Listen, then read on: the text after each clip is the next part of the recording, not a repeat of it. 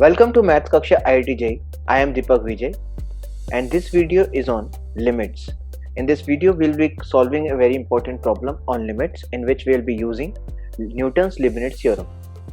So the question is, if fx is a polynomial and if limit t tending towards a, integration of a to t fx dx minus t minus a upon 2 multiplied by ft plus fa whole divided by t minus a ka whole cube equal to 0 for all a, then what can be the maximum degree of fx?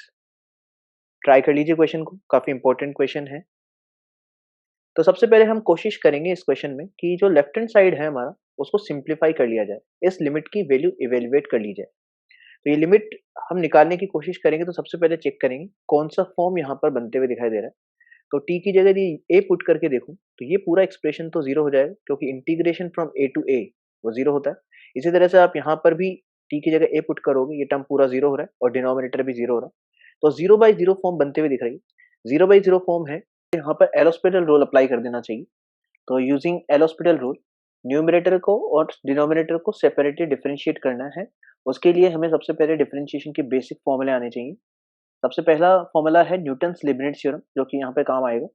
तो integration जिसमें variable limits हो, तो इस तरह के integration को differentiate करने के लिए न्यूटन्स लीबनिट्ज थ्योरम यूज की जाती है। इसके अकॉर्डिंग हम क्या कर सकते हैं कि अपर लिमिट को फंक्शन में पुट किया मल्टीप्लाइड बाय अपर लिमिट का डिफरेंशिएशन माइनस लोअर लिमिट को फंक्शन में पुट किया मल्टीप्लाइड बाय लोअर लिमिट का डिफरेंशिएशन। इसी तरह से प्रोडक्ट रूल भी आना चाहिए। दो फंक्शन यदि मल्टीप्लाई में है और उसका डिफरेंशिएशन करना है तो फिर हम कर सकते हैं कि एक फंक्शन को छोड़ दीजिए, दूसरे को डिफरेंशिएट कर दीजिए, फिर पहले को डिफरेंशिएट कर दीजिए, दूसरे को छोड़ दीजिए। इस तरह से प्रोडक्ट रूल हम अप्लाई कर सकते हैं। तो यहाँ पर देखिए डिनोमिनेटर को डिफरेंशिएट करेंगे तो आ रहा है 3 मल्टीप्लाइड बाई टी माइनस ए का होल स्क्वायर। और अब न्यूमरेटर को डिफरेंशिएट करेंगे तो सबसे पहले इंटीग्रेशन का डिफरेंशिएशन करते हैं, इस टर्म का डिफरेंशिएशन करते हैं। तो अगेन यहाँ पर हम लोग न्यूटन्स लीबनिट्ज थ्योरम की बात करने वाले हैं। तो t को पुट किया तो बनेगा f of t multiplied by differentiation of t with respect to t, वो 1 होगा, माइनस फिर a को पुट करेंगे और डिफरेंशिएशन ऑफ a करना होगा, वो तो 0 हो जाएगा। तो यहाँ पर देखिए ये लिखा है मैंने कि पहले t को पुट किया और t का डिफरेंशिएशन 1 है, माइनस फिर a को पुट किया, a का डिफरेंशिएशन 0 है।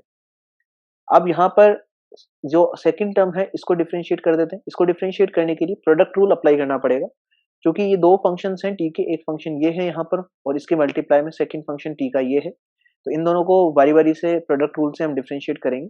तो देखिए सबसे पहले मैं t minus a by to को छोड़ देता हूँ और सेकंड ब्रैकेट को डिफरेंशिएट करेंगे तो बन रहा है f dash t. F of a का डिफरेंशिएशन तो 0 है विद रिस्पेक्ट टू t, इस वजह से केवल एफ डैश टी ही आ रहा है।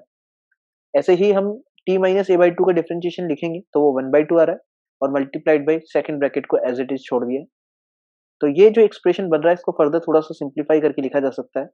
ये आ रहा है f of t minus a by two f dash t minus 1/2 f t minus 1/2 f of ए।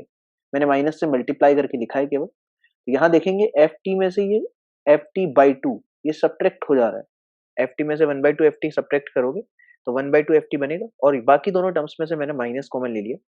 यहाँ से माइनस कॉमन लेकर के लिखेंगे तो ये कुछ टर्म बनते हुए दिखाई दे रहा है।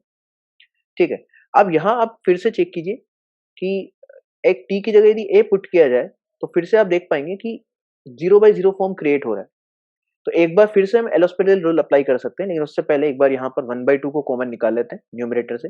1/2 को कॉमन निकालेंगे और इस 1/3 को भी बाहर कर दिया।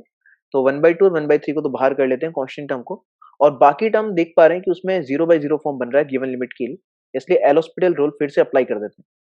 तो एल हॉस्पिटल रूल अप्लाई करेंगे, यहाँ पर एफ टी का डिफरेंशिएशन तो एफ डैश टी होगा, यहाँ पर एफ ऑफ ए का डिफरेंशिएशन 0 हो जाएगा और ये टर्म का डिफरेंशिएशन करने के लिए अगेन हमको प्रोडक्ट रूल यूज करना पड़ेगा। प्रोडक्ट रूल में हमें टी माइनस ए को एक बार छोड़ देंगे, एफ डैश टी को डिफरेंशिएट करेंगे, एक बार एफ डैश टी को छोड़ देंगे, टी माइनस ए को डिफरेंशिएट करेंगे। इसी तरह से किया जाता है। तो देखिए एफ टी का differentiation f dash t, f of a का डिफरेंशिएशन 0 और यहाँ पर इसका मैंने प्रोडक्ट रूल अप्लाई किया है। तो अभी फर्दर यदि देखेंगे तो ये एक्सप्रेशन सिंप्लीफाई होते हुए दिखाई दे रहा है, क्योंकि यहाँ देखिए आप एफ डैश टी यहाँ भी है और minus times F dash T create होगा। ये माइनस से मल्टीप्लाई करेंगे इस टर्म को तो वो आपस में एक दूसरे से कैंसिल होते हुए दिख रहे हैं। तो यदि मैं इसको फर्दर सिंप्लीफाई करके लिखूं तो एफ डैश टी कैंसिल हो गया न्यूमरेटर में और आपका बच जा रहा है minus times t minus a f double dash t upon 2 times t minus a. यहाँ पर t माइनस ए से t माइनस ए तो कैंसिल हो गया और ये 1/2 भी बाहर लेके जा सकते हैं, तो बन जा रहा है -1/12 limit t tending towards a f double dash t। अब इसमें हम लोग डायरेक्टली t की जगह a पुट कर सकते हैं, तो ये आ जाएगा आपका -1/12 f डबल डैश a बन जा रहा है आपका लेफ्ट हैंड साइड। जो ओरिजिनल इक्वेशन थी उसका लेफ्ट हैंड साइड हमारा सिंप्लीफाई होकर आ रहा है -1/12 f डबल डैश a। अब इसके इक्वल में हमें इक्वल टू क्या दिया हुआ है क्वेश्चन में, लेफ्ट हैंड साइड के इक्वल में 0 दिया हुआ है फॉर ऑल a।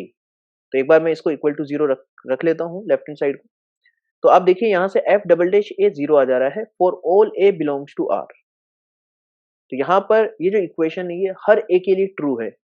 तो ऐसा हमें सोचना पड़ेगा कि कौन सा ऐसा पॉलिनोमियल फंक्शन होता है जिसका डबल डिफरेंशिएशन हमेशा ही 0 हो जाता हो, हर x के लिए या बोले हर a के लिए 0 हो जाता हो।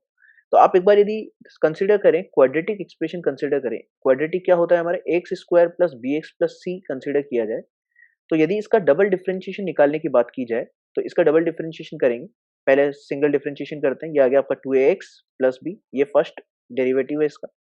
इसी तरह से सेकंड डेरिवेटिव कर देते हैं, वो आ जाएगा आपका 2a। तो ये परमानेंट जीरो नहीं है क्योंकि स्मॉल ए जो है वो आपका जीरो नहीं है, तो देयरफॉर क्वाड्रेटिक तो नहीं हो सकता आपका फंक्शन। हमें यहाँ पर ऐसा फंक्शन चाहिए जिसका डबल डिफरेंशिएशन परमानेंट जीरो हो जाए। तो इसी तरह से यदि आप देखिए लीनियर एक्सप्रेशन कंसीडर करते हैं, लीनियर एक्सप्रेशन होता है ax plus b, linear expression ax plus b होता है। इसका डिफरेंशिएशन करेंगे तो ये आता है स्मॉल ए, फिर इसका फर्दर डिफरेंशिएशन करेंगे तो आ जाएगा जीरो। मतलब हम ये देख सकते हैं कि लीनियर फंक्शन जो होता है उसका डबल डिफरेंशिएशन हर x के लिए जीरो हो जाता है। तो बेसिकली यहाँ पर हम बोल सकते हैं कि जो मैक्सिमम डिग्री हो सकता है पॉलिनोमियल का वो हो सकता है 1, so that f double dash of a permanently zero हो जाए। तो यहाँ पर आंसर हो जाएगा हमारा फंक्शन की मैक्सिमम डिग्री का 1 आंसर हो जाएगा। हाँ, डेफिनेटली यहाँ पर यदि हम फंक्शन को, पॉलिनोमियल फंक्शन को कांस्टेंट पॉलिनोमियल लें तब भी ऐसा हो रहा है, तब भी आपका डबल डिफरेंशिएशन हमेशा ही जीरो हो जाएगा हर एक के लिए। लेकिन यहाँ पर हम लोगों को केवल और केवल मैक्सिमम डिग्री पूछी गई है, तो मैक्सिमम डिग्री पॉलिनोमियल की हो जाएगी 1। इसी तरह के और मैथमेटिकल कंटेंट के लिए आप मेरा चैनल लाइक कर सकते हैं, शेयर कर सकते हैं, सब्सक्राइब कर सकते हैं। Thank you so much.